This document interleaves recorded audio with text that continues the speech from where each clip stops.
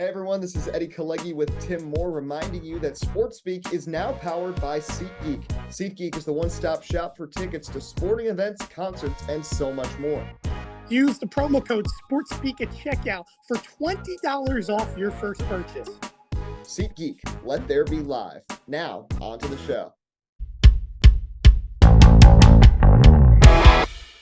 Hey guys, happy Tuesday. Welcome to another edition of SportsSpeak Live, episode 183. It's our Major League Baseball Trade Deadline special. I'm Kalegi. And I'm Tim Moore. As always, powered by SeatGeek. That promo code, SportsSpeak, all caps, one word. Use that. First purchase, checkout, you'll get $20 off. It'll help us out a lot. Major League Baseball 2024 Trade Deadline is active. It's happening. And it's been a little busier than what we saw last year. We talked about this a couple weeks ago. We didn't really know what to expect. I personally think the trade deadline doesn't mean as much because I'll just flat out say it. You can win the World Series now with a worse team than you could a few years ago because the format plays into luck and luck of the draw a little more than it used to because the wild card round is truly wild. That being said, teams want to put themselves in the best position possible to not only make the playoffs or potentially a wild card, but to win their division and potentially win a World Series, while sellers are trying to set up for the future. There were a lot of moves this year, too, before the actual deadline day that we will get to. And of course, my Mets, his Yankees, we'll get into that as well. We're recording this 5:40 Eastern time. So right now there are 20 minutes left in the deadline. The most recent trade, Yankees legend Isiah Kiner-Falefa just got traded to the Pittsburgh Pirates from the Toronto Blue Jays. No word yet on the return there. But while we have some dead period, we'll get to the Mets and Yankees in a couple minutes. Your takeaways so far from this deadline. I'll give a couple of my own. I'm shocked the Rays have entered this rebuild as much as they have. And I mean, this is a sign of a franchise that really isn't in touch with their fans. Trading Randy Arozarena is ridiculous. He's the hero of that franchise. He made them relevant. He got them to the World Series. He scored that thrilling run in this World Series against Texas. There were other pieces you could trade. Getting rid of Randy was a little crazy. They've gutted that team almost completely. I knew the Rays weren't going to be that good this year. I didn't think it would get to this point, but shocked to see that from Tampa Bay. I really like some of the moves the Royals have been able to make below the radar, but as a small market team, that's kind of what you have to do. That's what they did in 14 and 15 when they made the World Series back-to-back years. Eric Lusig, really, really good relief pitcher from Oakland. Baltimore, Philadelphia, they've made a couple small moves, but nothing crazy, nothing that'll break the bank. And we're still awaiting right now as we air whether or not Jack Flaherty will be traded to the Dodgers. Bob Nightingale accidentally said that he was, even though he wasn't, but that's typical with some of these reporters. I'm just listening to Passan and Rosenthal the rest of the way. But Tim, before we get to your Yankees, what are some takeaways you've seen from this trade deadline and some winners and losers so far? Yeah, I think first thing you hit on the nose there, Eddie, it's a lot more active than last year. And we're seeing teams that need a lot of relief pitchers, guys like Tanner Scott, for example, that recently went, that are great, great additions. And I'll put it like this, every team that's in the mix has to make a decision. And you talk about the Rays, right? Is it surprising that they've separated and they've taken everything apart? To me, honestly, you say maybe surprising, trade away Randy Arozarena, but I don't think it's surprising for the reason of the fact that you have to think of it like this. They haven't won that World Series. They were so close a few years back during the pandemic. And they haven't really gotten that sense of dominance and direction. And while Arozarena is a key player for that group, think about it 2 years down the road. Is his value going to be as high as what it is today? Probably not. So, and that's not saying that Arozarena is valuable. He's a very good player, but age really comes into a factor when you decide these decisions. And while I do think it's surprising, because to be honest with you, Eddie, it's not very often you see an above 500 team currently ultimately cutting the team and selling. That's what we're seeing with the Rays, and I'm eager to see what the sense of direction goes with them. But to be honest with you, nobody's talked about it. I'm very stunned. I really think the biggest surprise of this deadline is the Los Angeles Dodgers yet again that we're talking about. We talked about their offseason. They turn around, they get Kopech, they get Edman, and on top of it as well, they end up turning around and getting a relatively solid infielder or utility player as well out of it, out of Rosario. I'm just saying it like this. The Dodgers, you have a reason to be scared of them, but when you add somebody that is having a 280 season, by the way, Tommy Edman hasn't played a game this year, right? But he has a decent bat and some pop to it as well, and could be an excellent depth piece.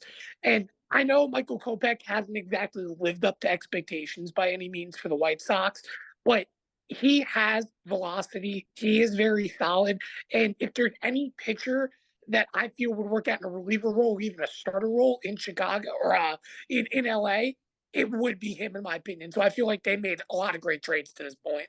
Breaking news, big trade just happened. Eloy Jimenez is a Baltimore Oriole. They get him. Luis Robert doesn't get traded. Robert's been a little better and a little healthier than Eloy Jimenez, but we remember how big of a prospect he was a few years ago. He was a huge piece of that White Sox team in 2021 that had that great season. Chicago's a fire sale. They've lost 15 straight. I still wouldn't be shocked if Garrett Crochet goes in the next 15 minutes. But Eloy Jimenez goes to Baltimore. Mets, meanwhile, add Huascar Brazaban from the Miami Marlins. Good relief pitcher. On the older side, 34 years old, but a 2.93 ERA in the season, more strikeouts than innings pitched. And I'll just say on the Mets quickly, because I don't think we're going to get any huge splashes with them. I'm happy with this because, I mean, I'm not going to walk back what I said at the beginning of the season. The Mets were an embarrassment when they said that they didn't plan to be competitive until 2025. No sane franchise ever says that. But of course, but whether it's Grimace or Jose Iglesias or OMG or whatever, they found a way to win games and be really competitive and really impressive all season long. So all credit to them. But I was worried that they would jump too far one direction or another because they've done that the last three deadlines. 2021, they bought too much, even though they were competitive. They did too much for that situation. They bring in Javi Baez for no reason. 2 years ago, they didn't do enough. And then last year, I think they went a little overboard with gutting the team. This year, I really like the approach. First of all, you keep Pete Alonso. You cannot get rid of him. You need to extend him. But you add Jesse Winker, who always had his clashes with the fans. I like him as an addition. Paul Blackburn, all-star 2 years ago. Good middle of the rotation guy. Sucks that Senga got hurt. I would have liked a little better at the starting pitcher, but I'll live with this. They didn't give up any big prospects. And Brazaban, good addition to the bullpen as well. They just signed Phil Maton a couple weeks ago. So overall, I'm pretty happy if I'm a Mets fan, but I want to get your take quickly here on this Orioles move. Eloy Jimenez joining a stacked Baltimore roster. Yeah, and I think Eloy brings that big bat opportunity that really the Orioles need.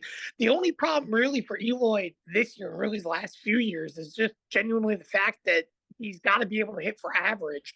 And with the Baltimore team that we mentioned how solid its pitching staff is, also has a very sound offense. So I think really for the Orioles, I know the last few years, right, they haven't made those huge signings. They haven't made those big trades, but they make these very smart decisions with depth and trying to get healthy players that can produce. And just like, for example, last season, right, when the Yankees DFA Aaron Hicks finds some productivity in Baltimore, going into a winning organization with a lack of stress, needless to say, I think is going to be a very good opportunity for Eloy overall to succeed and be a productive part in that lineup. It just really comes to the Orioles, though, again, right? I feel like day one going into this season, that's a team that was a favorite to go to the World Series, right? You've seen consistent productivity from that team, and even when they weren't winning the division, they were still successful. They don't need that big piece. They're not a team that needs that big piece. So to me, adding Eloy is a huge step. And for the White Sox, and to be honest with you, I know we're talking about gutting, not to change the conversation, but the White Sox, we expected the gut, right? The Rays, not as much. The Athletics, completely. The only team that hasn't really fully gutted itself that I'm stunned is the Colorado Rockies, because every team that has been horrible has found a way to completely gut its roster and make a change. But the Rockies, not as much. They're just kind of quiet.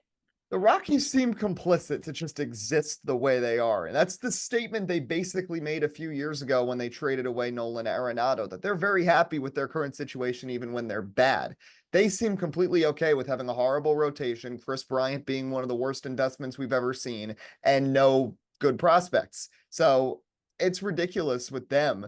But the Rays surprised me, as I said, with how much they gave up. The Marlins also. I mean, we knew they were going to have a fire sale like Oakland and Chicago, but they have gotten rid of almost their entire major league roster. This is crazy. Trevor Rogers, one of their better starting pitchers, goes to Baltimore. Brian De La Cruz goes to the Pirates, underrated move. Pittsburgh has done some buying, by the way, which has been interesting. Josh Bell goes to the reigning NL champs, the Arizona Diamondbacks. And as you mentioned, the San Diego Padres, let's touch on them for a second, Tim, because they've made a couple of splash moves at this deadline already, maybe most noteworthy of all Tanner Scott, but they have given up big time prospects for Tanner Scott and Jason Adam. Both cases, I think they overpaid a little bit. And we've seen AJ Preller have this history before of getting rid of people and getting rid of a lot of prospects going all in. The Padres have really gone all in 3 separate times in the last 8 years. And the furthest they've gotten is one NLCS back in 2022. Thoughts on the Padres' direction and just how much they've spent for this bullpen? Yeah, I mean, I'm a little bit concerned, to be honest with you, with just how much they have spent on these guys, especially considering their age. But I think big picture, it's showing the Padres' belief of their system of going out there and saying, hey, we're not the Dodgers, but we're going to go out and we're going to buy what we can, try to show that we have money and power, and try to make ourselves a factor in this NL West. And I would say getting 2 very, very solid, productive relief pitchers that can get you quality outs, especially closer, is the big thing for the San Diego Padres. And overall, you know, I do feel that the Padres had a very, very tough start to the season, right? But we saw them do good against good baseball teams, even when they were below 500. So I am eager to see, again, I don't think they're going to win the NL West, but I am eager to see what they do over this hump, because if you look at the list of wild card teams right now that are in that mix, I would probably say, if you want to say which team is the most stacked of everybody, I know the Mets have come to life a little bit, right? They've been great in the picture, but I would really say this Padres team is the one that stands out the most because they're so battle tested. It's such a good addition for them to get it. But I am definitely concerned. I don't think adding so many, or say giving away so many prospects is ideal unless your ideology is buy, buy, buy, buy, buy. And historically, it has not gone well for the Padres. Well, things have calmed down right now. We got 9 minutes left in the deadline, so I think this is the perfect time to talk about the Bronx Bombers. The Yankees, they get Jazz Chisholm, who I've always thought is an incredibly overrated player. I never understood why he was on the MLB The Show cover. I didn't think he was very good. He has been pretty serviceable for the Yankees so far, but as is the case every single year, the Yankees are very much in contention. They've slipped a bit. They've been exposed that they don't have a lot of depth because of injuries. And what does Brian Cashman do? Next to nothing. And we all know that inevitable press conference is going to come in a week or two where he's going to be like, oh, Giancarlo Stanton is getting healthy again, and Anthony Rizzo. And that means that those are our additions. Those are our trade deadline additions. The future is ahead of us. It's right ahead of us. Everything's ahead of us. I swear, and I know that's not Brian Cashman. We're talking about Aaron Boone on that, but that is going to make me lose my mind if I have to hear it another 100 times this season when the Yankees go on a 9-10 game losing streak, because it is just despicable. I don't understand. Listen, getting Jazz Chisholm, great. But I said it on Twitter, and I don't mean to get political, but I genuinely believe the status of Joe Biden, literally right now at this given moment, would do more than Brian Cashman on trade deadline day, because it is just embarrassing. Listen, you got Jazz Chisholm. That's great. But at the end of the day, this was the real question, right? Before that trade was even made, Eddie. Where was Jazz going to play? Was it going to be center field? Was it going to be second? Was it going to be third? Ultimately, the Yankees settled at third base. Listen, you have a utility player, but here's the problem. Jazz is a bit overrated. Yes, he is. He doesn't hit great for average. 250, solid, but it's not what the Yankees need. The Yankees need a leadoff hitter I don't believe Jazz can be that guy. And here's the other thing. The Yankees don't utilize the specialty. Jazz Chisholm can steal bases. The Yankees have already misused Anthony Volpe. He hasn't had a stolen base in over a month and a half. What makes me think the Yankees are going to utilize Jazz Chisholm to ultimately steal bases? And this, ultimately, to me, is the other big frustration I have. Today, you get lighter, right? I understand he strikes out a lot of hitters, has a 13K per nine ranking. But is he going to get you big outs in the postseason when it matters? The answer is no. The Yankees need a closer that can establish themselves over Clay Holmes. Ryan Cashman didn't want to invest into that. The Yankees turned around. They signed Caleb Ferguson, right, earlier in the season or the offseason to make a big move. He didn't fully pan out. And then the Yankees trade him for a guy that's probably never going to make the Major League roster at any point. And, of course, Garrett Cole today, thankfully it's a stomach illness. People were getting worried when the report first came out that he's not starting tonight. But overall, the Yankees then have to go to the minor leagues to ultimately give somebody else a chance. Something Warren, I don't remember his first name, but you get what I'm saying. Either way, the point is that the Yankees are doing nothing. And in my opinion, here's the problem. Yandy Diaz is still a Tampa Bay Ray, to my knowledge, correct? Yes. He's batting a 270. He's the perfect person to be your leadoff hitter. That is an upgrade from Anthony Rizzo. You can't have full belief that Anthony Rizzo is going to be healthy come the most important time of the season. Why do you not go get him? He can also play other positions. And here's the other thing, too. The Yankees, why didn't you go get somebody like Rosario? Do you really want Gleyber Torres being your everyday second baseman? He leads Major League Baseball in errors at the second base spot. He can't hit anymore. He looks lazy. He has these moments. And this is the problem. It's a full issue for the Yankees. Yeah, they're winning. Yeah, they have the talent. But guess what? At the end of the day, there's no proper leadership. Brian Cashman can do whatever he wants. He can get away. He has a lifetime contract practically with the New York Yankees. Aaron Boone, I'm tired of giving him excuses the last few years now because I used to be hard on his case. Now it's like, well, this is what he's stuck with. I'm tired of hearing the same thing week in, week out. And yeah, the Yankees are starting to play great again. They've won, 3 straight games? But the big picture when it matters, the Yankees need something. They need a motivator. And when there is nobody to lead, there is nobody to step up and give you that jolt. That is the frustrating part when it's all said and done. And that's the reason why I've been preaching. I want CC Sabathia to be the next manager of the New York Yankees, and I don't care who it is. Get somebody other than Brian Cashman. I said it, a year and a half, 2 years ago to this point. I will never go to a Yankee game unless they're in the World Series, but I will never go to a Yankee game again until Brian Cashman is not the GM of the New York Yankees. I've stood by that because even with the hot start, it is frustrating. It is unwatchable.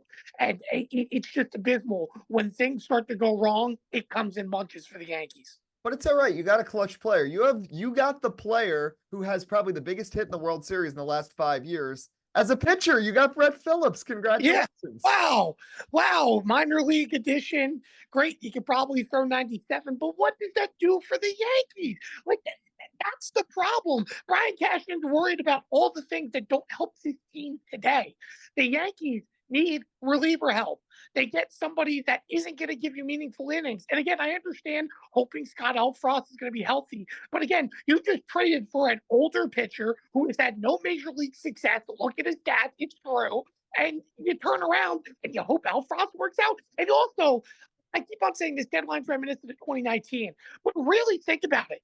Does Brian Cashman have no friends of the GMs? Really think about it. Who are the only teams Brian Cashman has dealt with the last few years?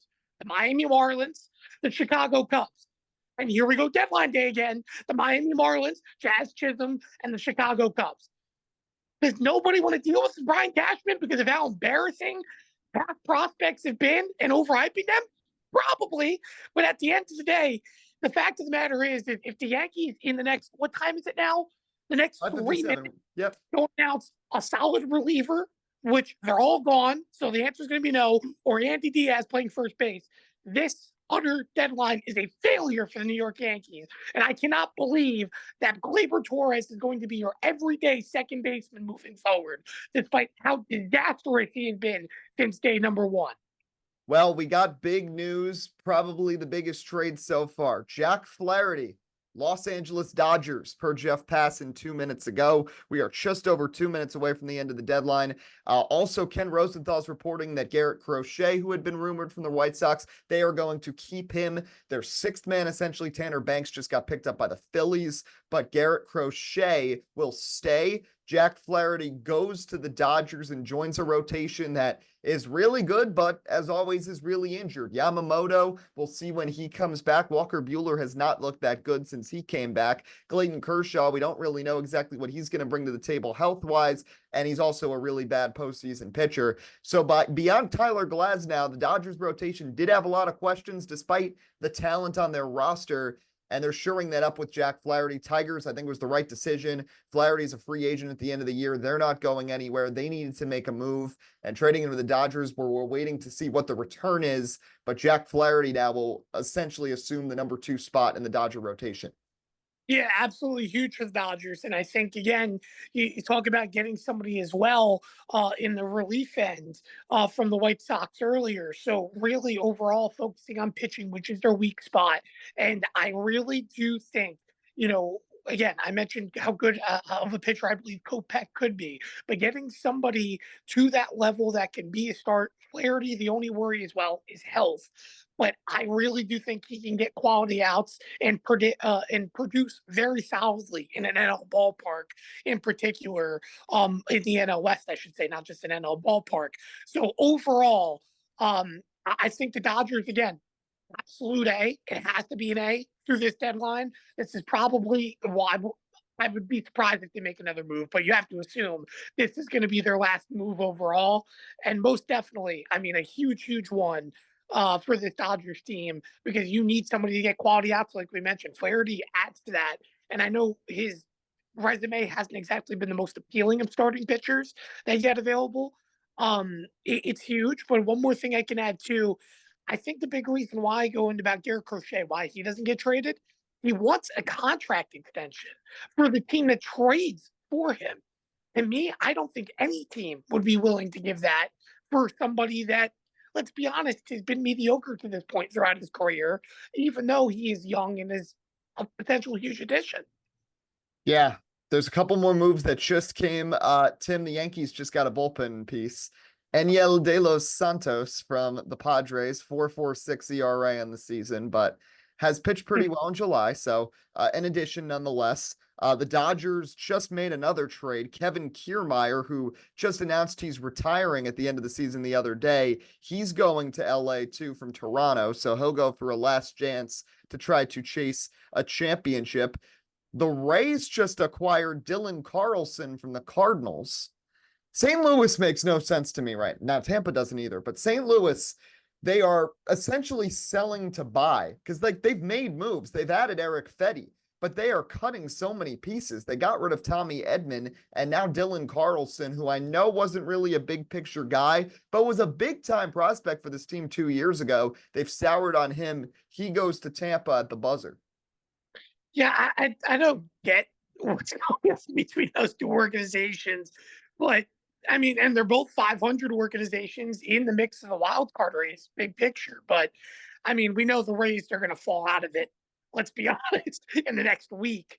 But yeah, I mean, the Cardinals definitely a little bit surprising there. But at the end of the day, if they feel it's for the betterment of their ball club, again, the Cardinals the last few years I know haven't been exactly exciting, but let's not ignore the fact that years prior to that, they were arguably baseball's second most successful organization alongside the Yankees and consistently being a factor in the postseason and being there. So I'm eager to see what happens to the Cardinals moving forward. Again, I genuinely do think this, Eddie, and it has nothing to do with the deadline, but when you have a lineup, for example, like you talk about the Yankees having Soto and Judge being two superstars, when you have somebody like Paul Goldschmidt, who has played a little bit underwhelming this year, as well as Nolan Arenado, who hasn't exactly fully flashed power numbers that he usually does, but is still productive bat-wise, you should have a good baseball team. And I'm glad to see the Cardinals are a good baseball team, but definitely a questionable move moving forward. But we'll see. Maybe there's a bigger picture to it for sure. Let's talk about the Phillies for a second, because this is a team that's primed for another postseason run. They've gone a little backwards from the last 2 years where they weren't great in the regular season and then turned it on in the playoffs. This year, they've been the best regular season NL team. They were pretty quiet at the deadline. I mean, they add Carlos Estevez to that bullpen. They add a couple of other minor pieces here and there, but nothing major from Philadelphia. Are you surprised that we didn't see more from them, or do you think they're pretty content with this roster because they've seen it go far the last 2 years? I know you don't like complacency, but this roster has gotten them success. Well, I will say this. Usually I don't like complacency, but I will mention it's very hard to move on from a starting lineup where every batter, except for Nicholas Castellanos, is batting at 240 or above. You're seeing productivity. You're seeing an excellent offense. And again, I talk about batting averages so much because I genuinely believe the Philadelphia Phillies, when you look on paper, led by Trey Turner, who has I still don't understand why the Yankees never went and signed him. That's a different frustration for another time. But you get somebody that's a great bat on ball player, could steal bases, hit 20, 30 home runs in a year. He can lead and generate an offense. And while guys like Nicholas Castellanos, if you're telling me, right, Eddie, in that Philadelphia lineup, Nicholas Castellanos, Mr. Clutch, Mr. Bad Moments, he could turn around and bat a 241, have the worst average in that starting lineup, and still be a productive everyday baseball player. That tells me you have a very good baseball team. And listen, I know the Phillies, the start of last year didn't work out. I'm still genuinely surprised how last season didn't erupt to what we saw to the start of this season with the core group they have. I do feel they could have done a little bit more with pitching. Obviously, they added a reliever, but that's where I feel most of their work would need. But this Philly team, they're locked, they're loaded.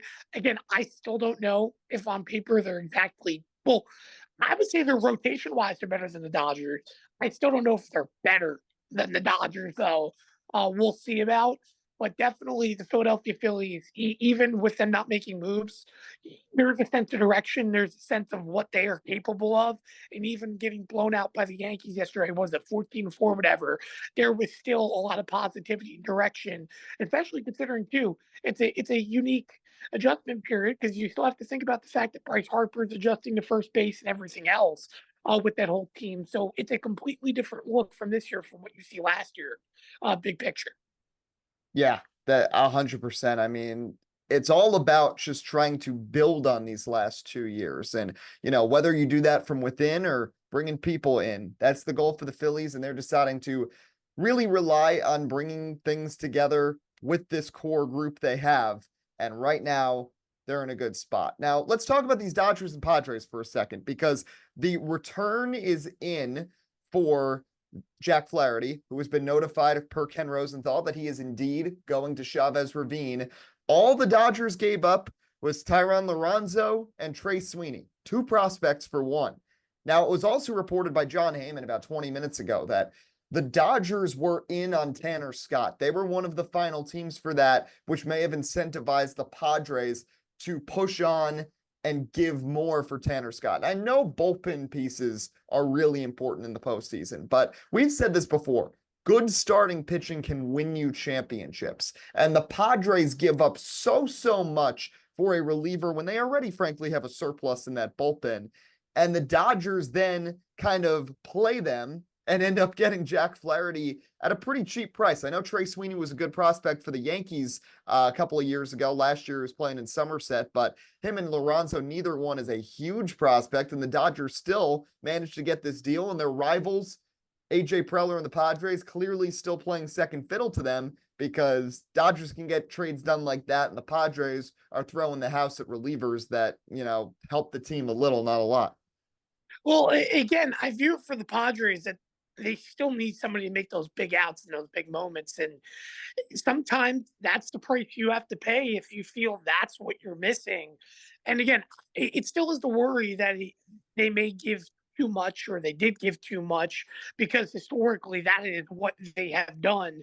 But I can't exactly fault the Padres for going out and giving much, because to be honest with you, Eddie, when you think about this deadline, a lot of talk has been relievers because every team needs a bullpen arm, not just a rotation arm. Every team needs bullpen arms. And Tanner Scott, I think, again, it's such a huge addition for the Padres because really, since Padres have lost Josh Hader, they have been I mean, they have a surplus of arms, but they've been clueless in regards to what has been consistent for that bullpen. So overall, again, I still give the Padres a relatively high grade. But for the Dodgers, I mean, again, to get really practically or give away practically nothing for Flaherty shows just how smart they are as an organization. And big picture, right? We're talking about now four core additions to the Dodgers. Four core additions. You have a number two starter. You have yourself a solid relief pitcher that can give you quality innings and has the capability of being a starter. You have a guy who could play every day, second base, third base, outfield, wherever you want to put him. And he bats pretty well. And you have the potential of Tommy Edman as well, where he can mix himself around the field as well and hit pretty decently. I'm very impressed by the Dodgers team and what they've been able to do. And ultimately pull a little bit of finesse on their division rivals, I think is also showing a lot just how aggressive they are as a market and an organization. So Lorenzo, number 3 Dodger prospect, Trey Sweeney all the way down at 28. So, one high level prospect, one mid-tier prospect for a starter that has proven to be able to pitch well in the postseason and handle those big moments before. So great addition from the Los Angeles Dodgers. Looks like the market might be calming down. The Red Sox added a bullpen piece in Luis Garcia from the Angels. They also got Lucas Sims earlier today. So the Red Sox get a couple of relievers. Are you surprised that Boston didn't try to get a bat? Because this team, we talked about them before on this show, they're good. They can make a wild card, and, wild card teams can go on a deep run. And their rotation with Brian Bello and Cutter Crawford has been pretty good this year. I'm kind of surprised we didn't see more from them. Yeah, I'm a little bit surprised about Boston because, again, I thought going into the season they were a team that was a little bit under the radar that could make something happen. And, to be honest with you, too, even if it wasn't a big bad addition, I don't understand why the Red Sox wouldn't go get a guy maybe like a Justin Turner. Again, I keep on bringing up Rosario, but it's a productive bat that is active in an offense, even if it doesn't fully bring power numbers. So I am definitely a little bit surprised with the Red Sox not exactly adding to that offensive depth. But big picture, still, it's been a problem for Boston, right? When you think about what they've been the last few years, they've had a lot of failures in the bullpen. And for the record, to be honest with you, I don't think these trades fully solve those problems, but they are excellent additions. So I do think for the Red Sox moving forward, for the record, I think they're a playoff team. I think that they're maybe going to fit in that number 2, at worst 3 spot in the wild card. But I would say an excellent job at least getting relievers from the standpoint of Boston without giving up too much. Because you also have to think they don't really have a full sense of direction either. They traded away a lot of big guys this offseason that were core parts of that roster. So the fact that they're able to make a first step, new GM and so on, and new head of the organization, I think that really for Boston, they're making strides of being what was a dominant, successful ball club yet again here in 2024. Yeah, they're good. They're getting better. Alex Cora has rebounded from all the accusations and whatnot, and this team has been rebuilt. They pivot away from Bogarts. They choose that Devers is the one of that core that they're going to lock up. And right now, those decisions have been good. And I mean, the prospect development in that farm system needs to be studied as well, because Brian Bello, Cutter Crawford have both been great on the mound. Jarren Duran turns into an all-star player, all-star game MVP. I mean, Yoshida has paid off when they picked him up from Japan 2 years ago. I mean, the roster is there, but there's this hesitancy. And then it also comes to that question that we've talked about with the deadline before, which I didn't think was as much of a problem this year, but is still present compared to years ago, which is that not as many teams want to be sellers because there's more teams that are still in the mix because there's more playoff spots up for grabs. We saw 4 teams do complete fire sales: Tampa Bay, Miami, Oakland, and the White Sox. But besides that, a couple of teams gave up some pieces here and there, the Twins, the Blue Jays, but that was about it. And there was a lot of major league swaps we saw this deadline too. The Phillies did one of those a few days ago as well. So we haven't seen those types of splashes, as many sellers wanting to sell. Like the Cubs have not been good this year. And besides giving up Christopher Morel, who wasn't really a long-term picture piece for them anyway, they didn't really do anything one way or another. So we've really seen this development in baseball, I feel like, over these last couple of years. One other team that's kind of curious to me, Tim, that's similar to the Red Sox are the San Francisco Giants, who signed Blake Snell really late. We've harped on that point before. I still believe because he didn't have spring training is why he sucked, and because he's gotten hurt twice already. But they decide to keep him, yet Alex Cobb, who has been rehabbing, looks really good, and a lot of people thought would be a good piece for that rotation heading into the final stretch of the season. They chose to trade him away.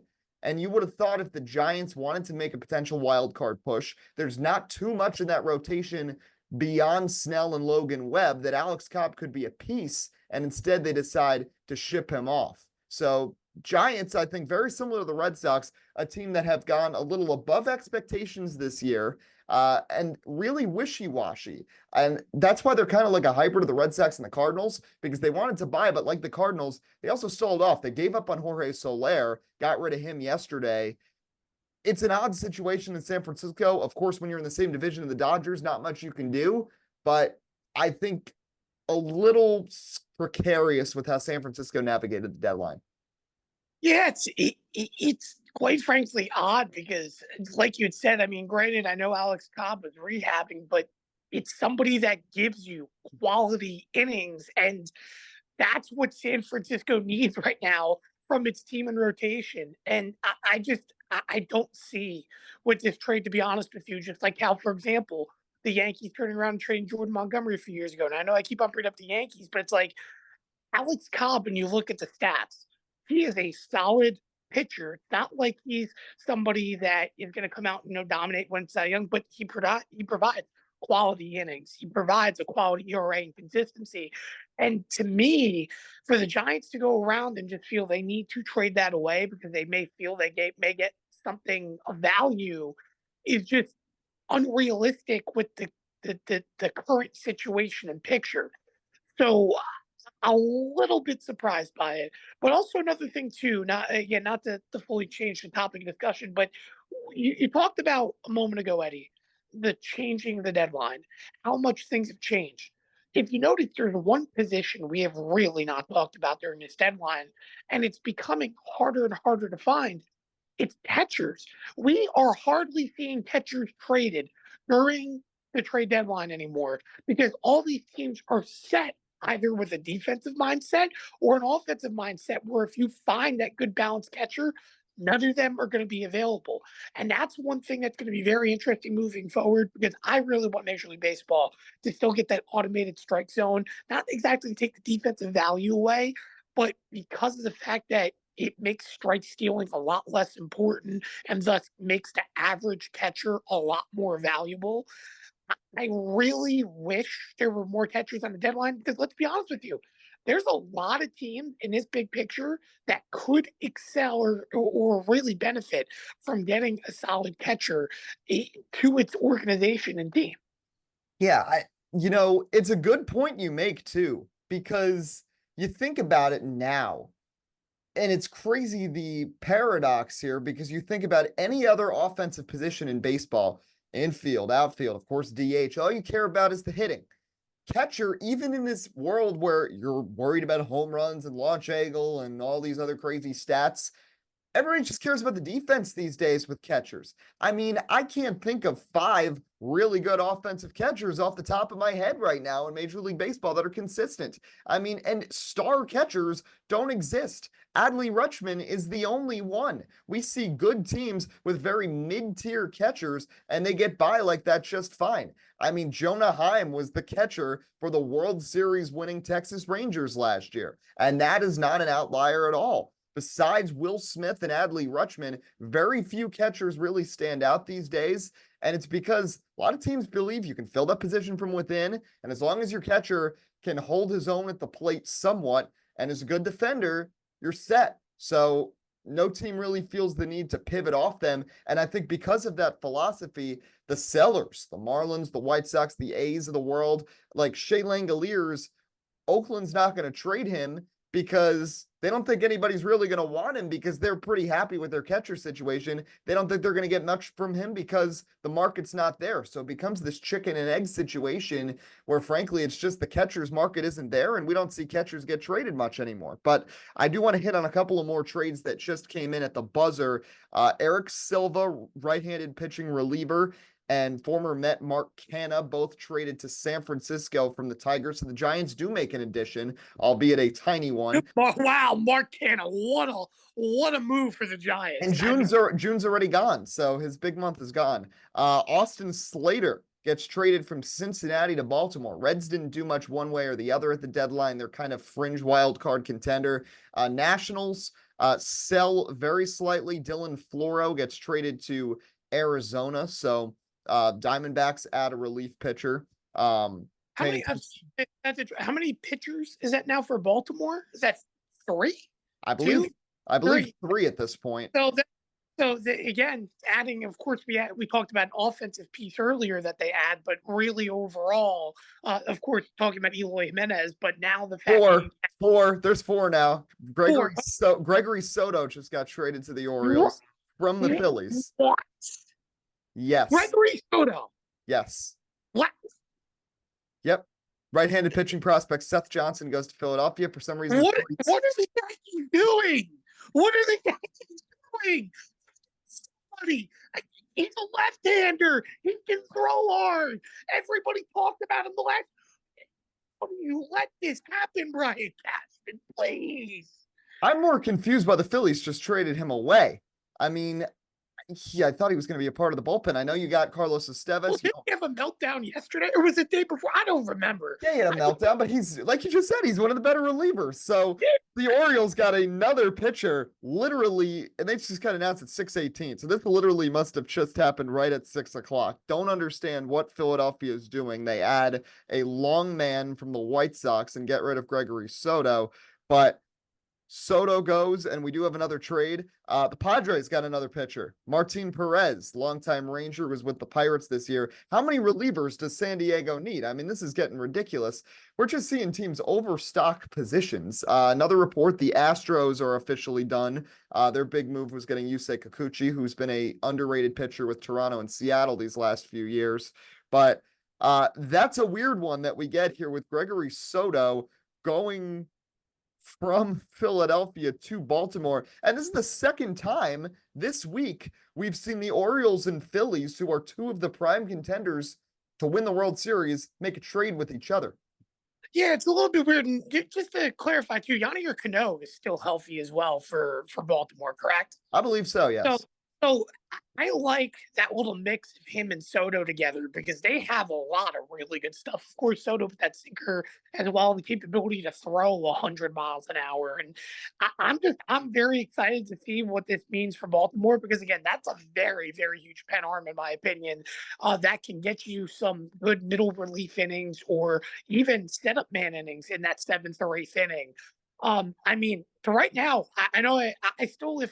Not to go a Tim's tier moment, but for me right now, the Dodgers still have what I would say is the best deadline to this point. But you have to consider at this point, Baltimore probably to have the second best moves to this point of what we've seen today and throughout this deadline, because I can understand the picture for Baltimore, just making sense of every move they have made. But I just don't understand the Phillies exactly giving away a pitcher they don't exactly have to give away unless there's a move that's coming with that they just haven't announced yet. But definitely a little bit questionable on the Phillies end because of the fact that we're talking about their lineup is so good, they need pitching. They give away a pitcher that, let's be honest, ERA-wise and stat-wise has not been bad, makes no sense unless there's a counter move there. And just the irony of all this stuff. We remember about a month ago, Gregory Soto threw at Gunnar Henderson's head, and now they're teammates. And this is the second time in 48 hours the Phillies have traded a reliever to the Baltimore Orioles because Sir Anthony Dominguez got traded to Baltimore a couple days ago. So that's right.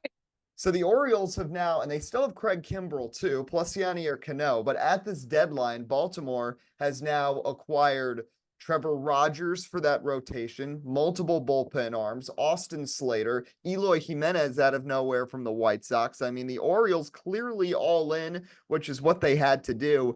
I'm just curious to see what some of the returns are going to be. They gave up Norby, who was one of their decent prospects, one of those many guys that all look the same, that either are an infielder or an outfielder, but they've maintained the core. And I think the big deal here is that they didn't make a big splash for a huge starting pitching arm. They didn't go for Flaherty. They didn't go for Tariq Skubal because they probably got asked about Jackson Holliday's availability. And despite his rough start to his major league career, he's still a piece they want to hang on to. Yeah, absolutely. And I think Jackson Holliday is, I don't want to say the future because Adley Rutschman is the future, but he is a future huge piece that, listen, things didn't pan out right away. He didn't hit well, but he's been rocking it in the minors this year. He'll be back and he will be a productive piece for this Orioles team moving forward. And I would say, of course, when you expand that roster heading towards the postseason as well in September, he will be somebody I would imagine you're going to see back hauled up playing every day with opportunity. So really for the Orioles again, A plus. I would give the Dodgers an A plus plus for what they've done. But I mean, just such a good job. And I have a development of my own here, Eddie, if I may say. I have breaking news that Brian Cashman woke up and rolled out to work today. So, he may not have made any good moves, but we found out he woke up today, or at least is woken up from his nap. So maybe the Yankees will do something, but the answer is, well, they've done nothing. So I just hope they announce they're done so everybody, including myself, can get pissed off. Yeah, so we'll finish with this. John Heyman made his blunder now of the trade deadline. He just announced Luis Garcia getting traded to the Red Sox for the second time in 20 minutes. And JD Davis is now a Tampa Bay Ray. So the Rays have added the illustrious Yankees cleanup hitter. Yeah. Well, DFA, couldn't hit. Still didn't understand that. And the Yankees traded for him, what is it, a month ago? Mm-hmm. It made no sense. It made no sense. And I know I made the joke earlier in here. I'm like, wow, the Oakland A's best player, JD Davis, and now it's Miguel Andujar. Wow, great stuff over there. I mean, at the end of the day, JD Davis was not going to be an answer for the Yankees. He may be an answer over there, but it is ridiculous what we're seeing right now from the Yankees in this deadline. I know I keep on going on about it, but it is frustrating. You have the capability. You were the first team in baseball to 50 wins, and you've won 11, 12, 13 games since June, the start of June, and we're about to hit August. It's embarrassing. It's absolutely embarrassing. And if you really think, and again, this is my thing about Brian Cashman. He came into a year where everybody wanted his head, right? Everybody wanted him out. Everybody wanted the Yankees to go in a different direction. And he, during the offseason, hears the noise, goes out and gets Juan Soto, and that's literally it. That's all he's done. I mean, yeah, he got Verdugo, but Verdugo started off great, and he's fallen off a cliff. Yankees talked about potentially shopping him. Didn't do that. Yankees turn around, maybe trying to add Ryan McMahon. What happened to that? Overall, I don't understand all the discussions we've talked about. Only Jazz Chisholm has landed. And again, the Yankees will misutilize Jazz because he doesn't fit the Yankees in its style. Yeah, he can hit 15, 20 homers a year, but the stealing, the defense, that doesn't fit the Yankees realistically. So I don't get it. I really don't. Well, let's finish with this. Biggest winners, biggest losers of the deadline. We'll go two of each. We know you're going to say the Yankees are one of the losers. So let's go two other ones for you, Tim, and two winners. I'll go first. My two winners here that stand out. I mean, while the Dodgers have to be up there, they add Jack Flaherty with 20 minutes left. Very underrated trade yesterday to add both Tommy Edman and Michael Kopech. They don't give up a lot of their farm system either, which is still pretty good for a team that's as talented as they are. Dodgers are one winner. I'd say number two, while Baltimore certainly got better, I'd put Kansas City potentially a leg up over the Orioles because they made a lot of smart moves. Their bullpen is really good now. You get Lucas Erceg, you add in Hunter Harvey from the Nationals, and Michael Lorenzen, who remember threw a no-hitter last year. And they get Paul DeJong from a division rival. That's a infielder who has had multiple 30 home run seasons before. Those are my two winners. My two losers, I don't understand what the St. Louis Cardinals are doing. They trade people, they bring them in.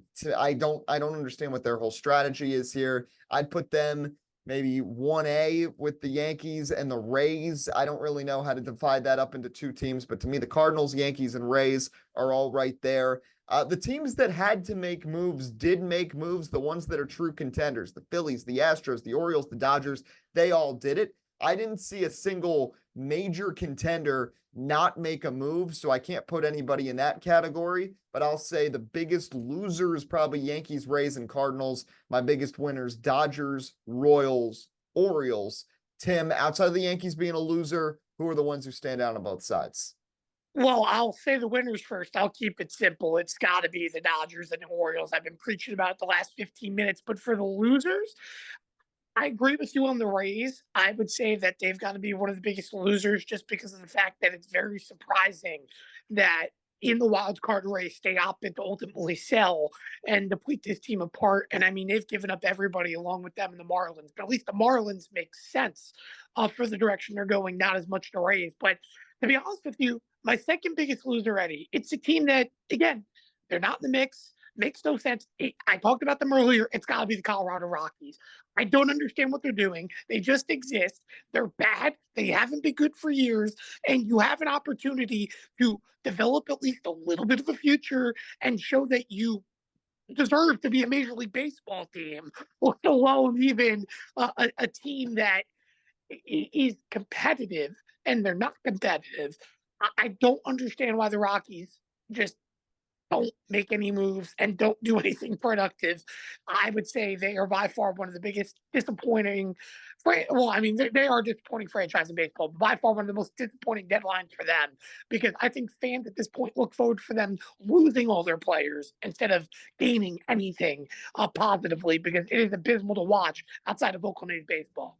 Yeah, I can't argue with that. Rockies are doing absolutely nothing, and they're going to really start to turn on their fans after a while. 5 years of this is way too much. But that's going to do it for this trade deadline special. Thank you for tuning in here on episode 183 of Sports Speak Live.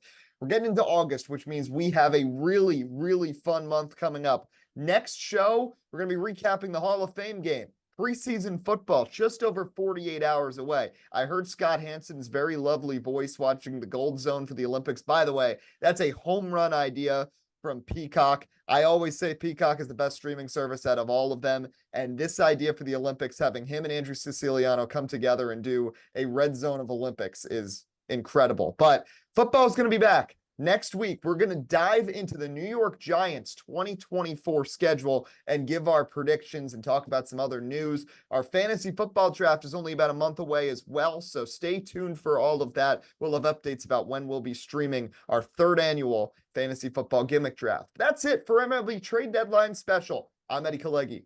And I'm Tim Moore. We're alive and well, unlike the New York Yankees. We'll see you next week here on Sports Speak Live.